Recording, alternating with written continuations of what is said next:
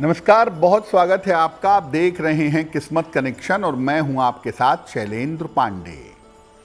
मार्गशीर्ष का पावन महीना चल रहा है और इस महीने में गीता का पाठ करना बड़ा महत्वपूर्ण समझा जाता है।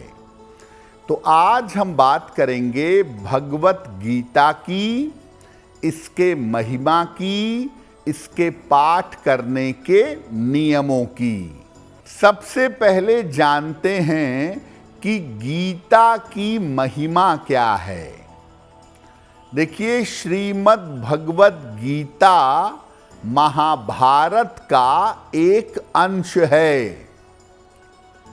इसमें भगवान कृष्ण ने अर्जुन को मोह भंग करने के लिए और कर्म करने के लिए उपदेश दिया है।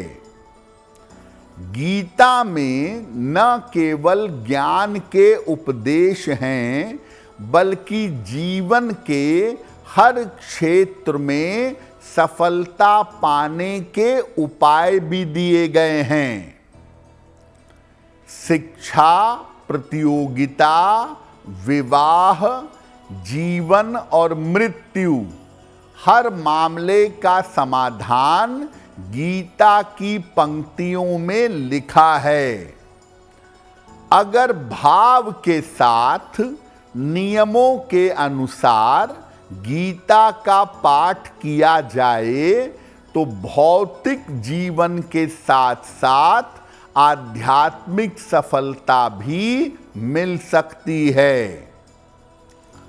एक बात आप ये जान लीजिए कि 5000 साल पहले कही गई गीता आज भी बड़ी मूल्यवान है और गीता के उपदेश आज भी बड़े कीमती समझे जाते हैं। इसीलिए दुनिया में किसी धर्म ग्रंथ की जयंती नहीं मनाई जाती, लेकिन भगवत गीता की जयंती मनाई जाती है। भगवत गीता जैसी अनूठी पुस्तक का होना बहुत कठिन है और ये अपने आप में ज्ञान, आध्यात्म और जीवन जीने की कला सिखाती है। अब आपको बताते हैं कि गीता का अगर आप पाठ करते हैं, गीता का अध्ययन करते हैं, तो इसके नियम क्या हैं।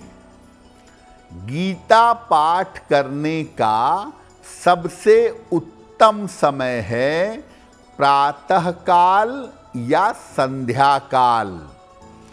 सुबह के समय या शाम के समय गीता का पाठ करना चाहिए।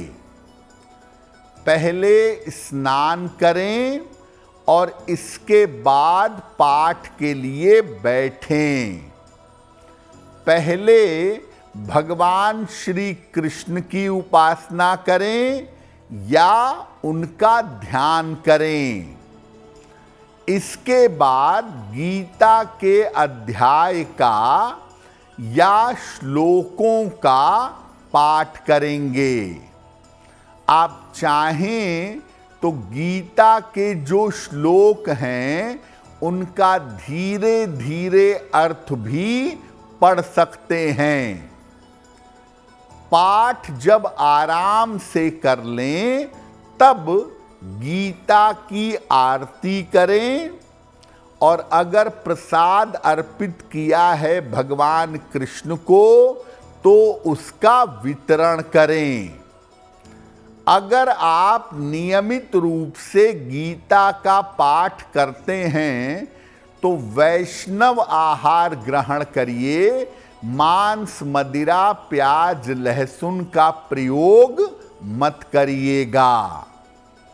देखिए, नियमित रूप से अगर आप अर्थ समझकर धीरे धीरे गीता का पाठ करें, उसके भाव और भावनाओं को समझें, तो आपको अलग से कुछ करने की जरूरत नहीं पड़ेगी। गीता का पाठ करने से ही आपकी आध्यात्मिक यात्रा शुरू हो जाएगी। हम लोग बड़े सारे भजन कीर्तन करेंगे, खूब नाचेंगे, खूब गाएंगे, लेकिन गीता नहीं पढ़ेंगे। गीता पढ़िए और बिल्कुल कहानी की तरह मत पढ़िए। इत्मीनान से एक एक श्लोक का अर्थ समझ करके गीता पढ़ने का प्रयास करिए, आपके लिए बहुत बेहतर होगा।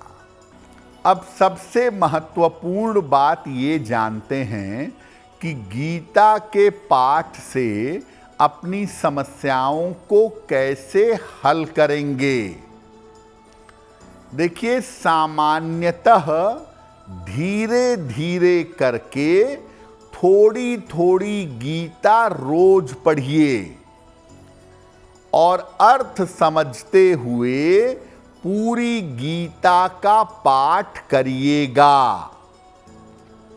जब कोई समस्या जिंदगी में आ जाए, अचानक से कोई प्रॉब्लम आ जाए, तो गीता की पुस्तक कहीं से भी खोलिए।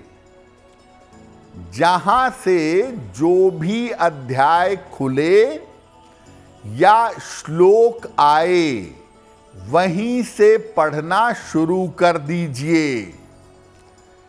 केवल शब्द मत पढ़िए, उसके भाव को समझने की कोशिश करिए। न केवल आपकी समस्या का समाधान होगा, बल्कि भविष्य के लिए आपको रास्ता भी मिल जाएगा। कितनी भी बड़ी मुश्किल हो, देखिए, जीवन मृत्यु से बड़ी कोई मुश्किल नहीं होती। जीवन मृत्यु तक की मुश्किल का समाधान और उसका उत्तर गीता में है। तो अगर आप गीता कहीं से भी खोलकर पढ़ने लगेंगे, आप चमत्कृत हो जाएंगे, आश्चर्यचकित हो जाएंगे कि उन्हीं पन्नों में आपकी समस्या का समाधान लिखा हुआ है। तो आप उसके अर्थ को, उसके भाव को समझिए, जीवन में वैसा कार्य करिए, आपकी समस्या का समाधान अवश्य होगा। अगर आप मुझसे जुड़ करके अपनी समस्याओं का समाधान चाहते हैं और चाहते हैं कि आपकी समस्याओं को ज्योतिष के माध्यम से सुलझाया जाए, तो आप हमसे संपर्क कर सकते हैं, जुड़ सकते हैं एस्ट्रो तक पर।